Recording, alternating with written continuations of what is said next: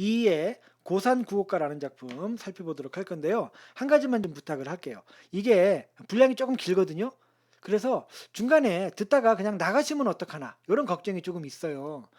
어떤 방식으로건 지금 이곳을 이제 접하게 되셨다면 기왕에 왔으니까 끝까지 한번 좀 들어봤으면 좋겠습니다.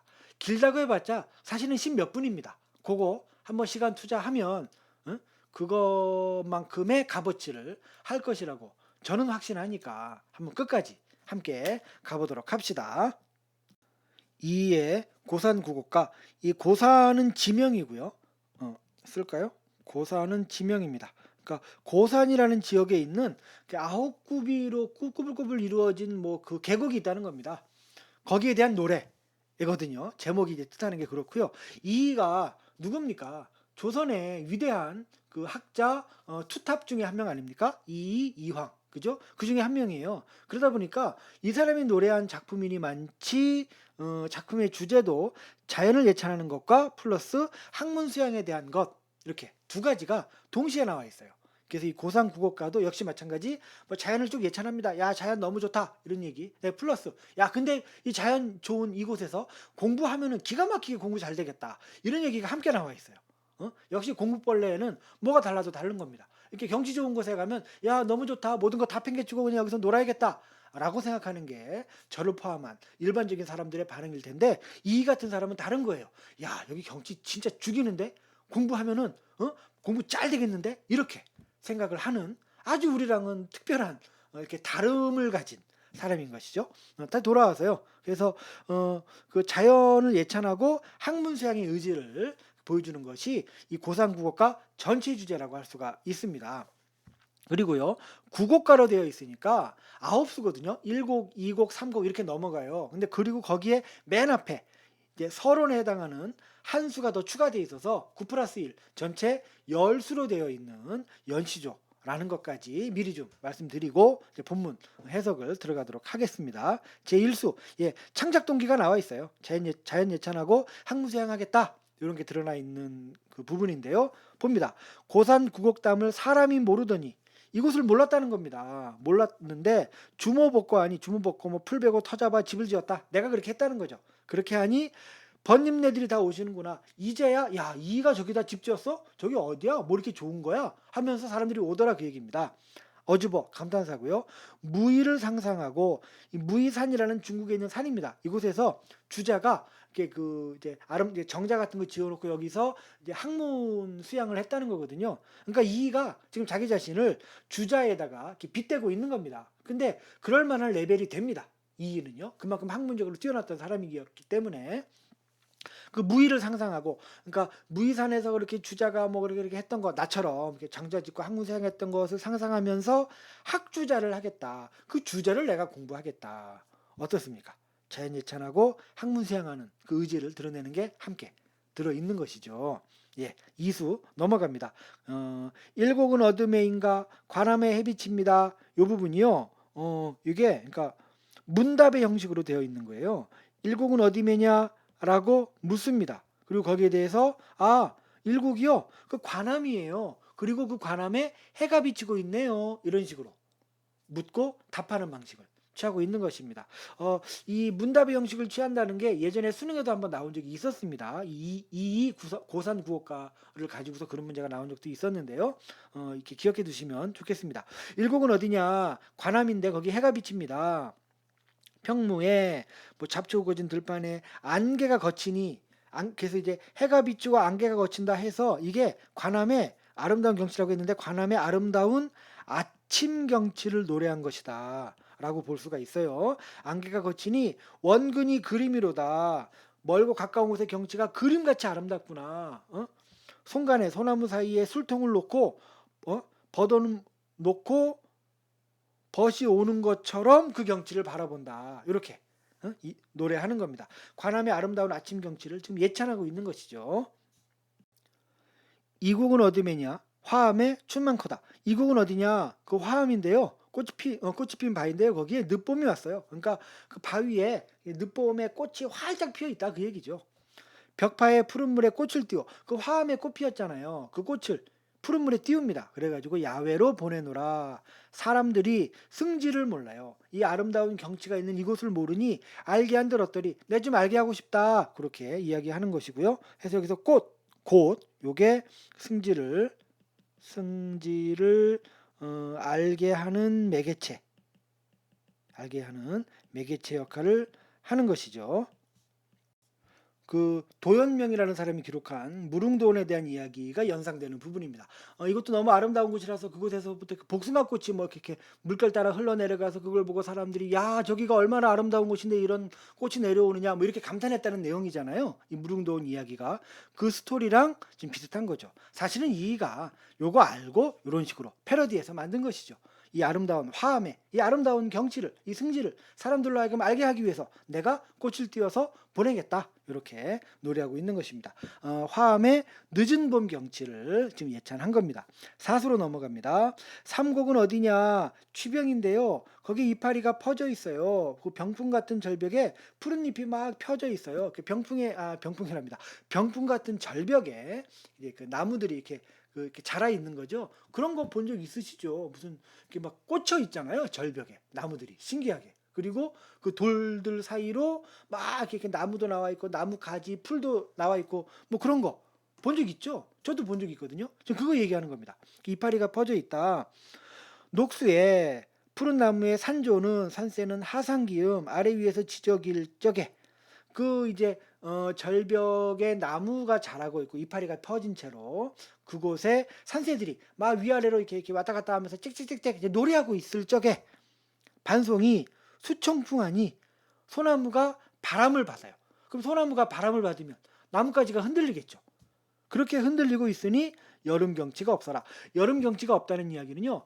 여름 같지 않다. 여름 같지 않게 시원하다. 그런 이야기입니다. 그러니까 여름인데 그럼 더워야 정상이잖아요. 근데 이렇게 바람 때문에 반송이 막 흔들리는 모습을 보니까 야 더위가 싹 가신다. 굉장히 시원한 경치구나. 이렇게 이야기한다는 겁니다. 해서 제4수는 취병의 여름 경치를 예찬했다고 할 수가 있는 겁니다. 여러분들 잘 따라오고 있으시죠? 지금 절반 정도 했거든요. 여태 따라왔던 정도만 더 따라오면 끝까지 완주할 수 있습니다. 조금만 힘을 냅시다. 제5수 봅니다. 사곡은 어둠이고 오수인데 왜 사곡이냐? 왜 그랬죠? 그 맨 앞에 제1수는 서론에 해당하는 것이었잖아요. 그러니까 오수가 되는 거죠. 근데 이제 이 사곡이고요. 오수지만 오곡이 아니라 사곡이 되는 이유가 맨 앞에 한 수가 나와 있기 때문이었죠. 사곡은 어디냐? 송해인데 거기에 해가 넘어가고 있어요. 소나무가 있는 절벽 위로 해가 넘어가고 있어요. 그럼 이제 저녁이 되는 거죠. 담심 암영은 이런 거 한자 참 어려운데 담심 깊은 물 암영 그 깊은 물에 그 바위 그림자 이 바위는 이 송해가 이 절벽이 그 바위잖아요. 그러니까 이게 무슨 얘기냐면은 소나무가 있는 절벽으로 해가 넘어가고 있고요.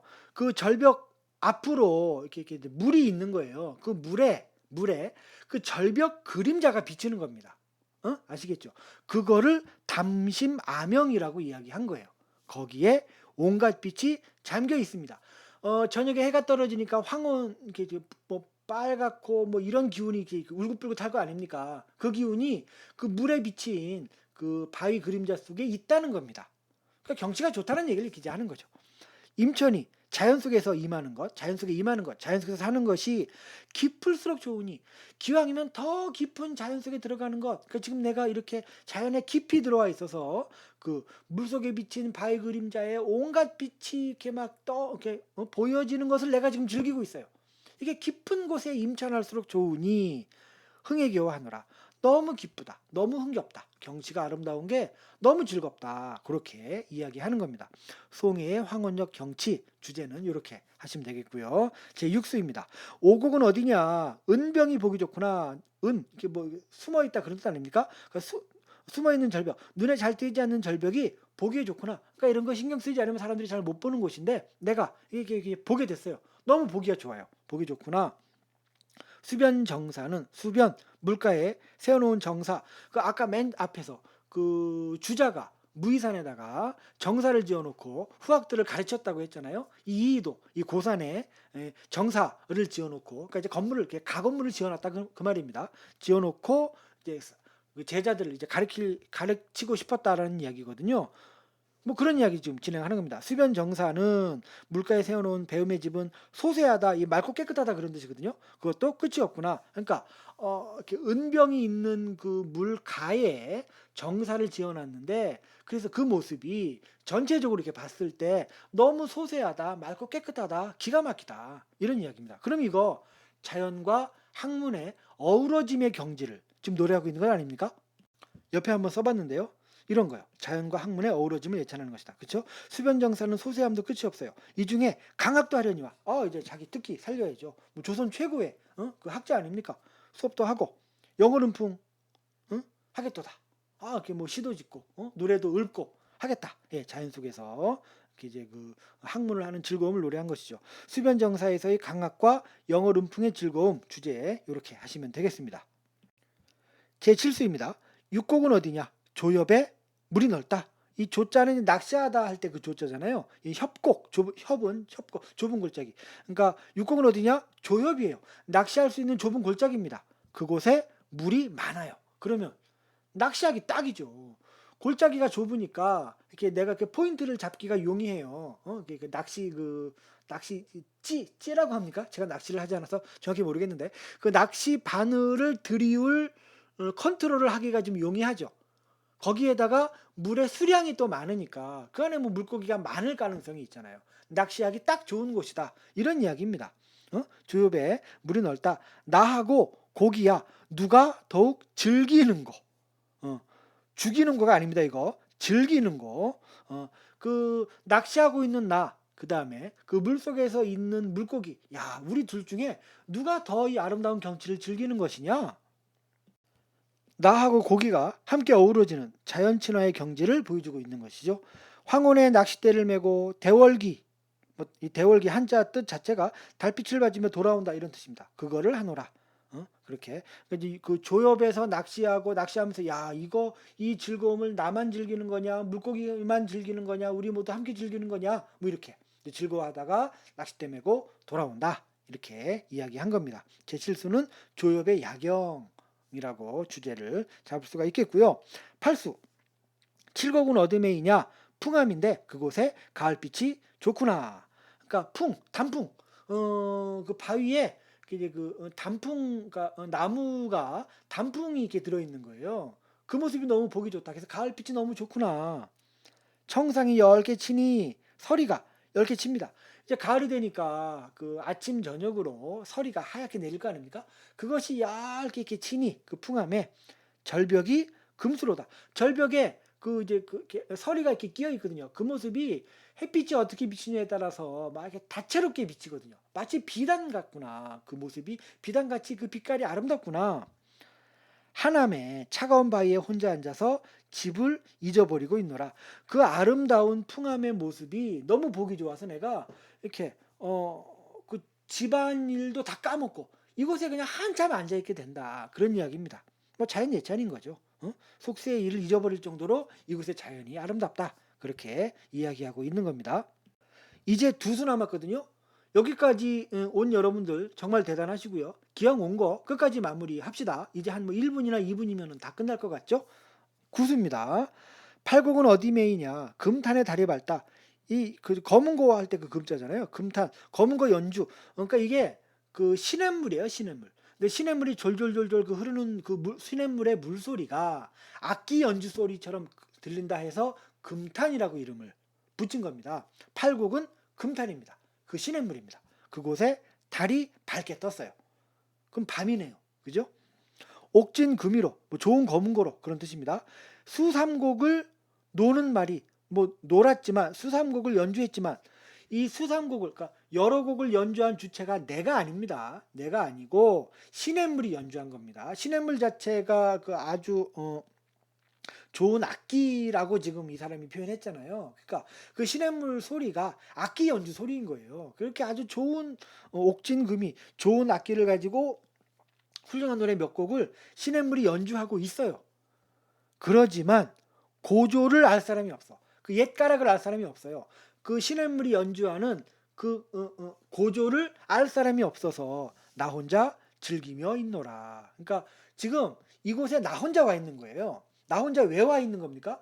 그 시냇물이 연주하는 그 음악 소리를 감상할 수 있는 사람이 나밖에 없어. 내가 와 있다. 나만 와 있다. 이렇게 표현하는 겁니다. 실제로 그래서 자기 혼자만 와 있는 건 아니죠. 그냥 혼자 와 있는 거죠. 근데 그거를 이런 식으로 문학적으로 표현하고 있는 것이죠. 그러면은 나 혼자 보기에는 너무 아깝다는 얘기를 이런 식으로 하는 거 아닙니까? 나 혼자 보고 느끼기에는 너무 아깝다. 예, 그 금탄의 아름다운 물소리, 요게 구수의 주제가 되는 것입니다. 드디어 마지막 수에 우리는 도착했습니다. 국어는 어디메인가? 문산인데 세모커다. 세모, 한 해가 저문다. 그 연말을 세모라고 하지 않습니까? 문산에 한 해가 저물고 있어요. 기암괴석이 눈 속에 묻혀 있습니다. 유인은 놀러 다니는 사람은 오지 아니하고 볼 것 없다 하는구나. 이렇게 아름다운 문산이라는 곳이 있는데, 막 그 조선팔도 아름다운 경치는 다 보고 다닌다는 사람들도 정작 이런 곳은 모르고 볼 데가 없어 막 이런다는 겁니다. 그러니까 사람들 참 안목이 없는 거죠. 이렇게 아름다운 경치를 두고 말이죠. 그런 볼 데가 없다 이런 소리를 하다니 참 안타깝기 그지없는 거죠. 그런 화자의 마음이 지금 표현되어 있는 겁니다. 그래서 문산의 아름다움과 사람들의 안목 없음, 요거를 십수의 주제라고 이렇게 잡으면 되겠습니다. 전체적으로 자연 예찬 플러스 학문의 즐거움, 이게 주제가 되겠고요. 자연 예찬적인 태도, 그 다음에 유교적인 학문 그 수양의 태도가 드러나 있다고 또한 이야기를 할 수가 있겠습니다. 마지막으로요, 문답의 형식을 취하고 있습니다. 무엇 무엇은 어디인가, 무엇 무엇에 뭐뭐하다, 이게 묻고 답하는 형식이 되는 거잖아요. 아까 이야기했던 부분이고요. 그리고 마지막으로 시간적이고 계절적인 순서에 따른 시상의 전개가 일어나고 있습니다. 여기 지금 괄호 안에 이렇게 있는 이게요. 몇몇 수를 이야기하는 겁니다. 그러니까 관함에 지금 오전이라고 했잖아요. 이거 이제 이수에 나타나 있는 이야기입니다. 그래서 이수에 보면은 관함에서의 오전을 노래하고 있었고, 오수에서는 송해의 오후, 칠수는 조엽의 황혼, 그다음에 금탄의 밤은 구수에서 나타나고 있는 겁니다. 이게 한번 그 실수를 하게 되면 또다시 이렇게 좀 녹음을 해야 되기 때문에 실수를 안 해야지라는 강박관념 때문에 뭔가 이렇게 좀 에러가 있는 게 보이면 자꾸 깜짝깜짝 제가 놀라게 되네요. 그래서 여기 그러니까 이수, 오수, 칠수, 구수에 거쳐서 오전, 오후, 황혼, 밤 이런 식으로 시간적으로 지금 이렇게 쭉 진행이 되고 있죠. 시간적 전개고요. 계절적인 전개도 나타난다는 겁니다. 삼수 화암의 봄, 사수 취병의 여름, 팔수 풍암의 가을, 십수 문산의 겨울, 봄, 여름, 가을, 겨울 이런 식으로 나타나고 있고요. 그러니까 나름 구조가 은근히 복잡합니다. 이것을 뭐 외우실 필요는 없고요. 그냥 순서대로 전개되고 있다만 기억하시면 되겠습니다. 나머지는 뭐 이제 디테일한 거는 실제 문제 풀면서 접근하시면 될 것 같고요. 예, 여기까지 끝까지 오신 분들 계시죠? 너무 고생 많이 하셨고요. 꼭 좋은 결과가 있을 것이라고 제가 이렇게 자신 있게 보장해 드리겠습니다. 너무 수고하셨습니다. 여기까지입니다.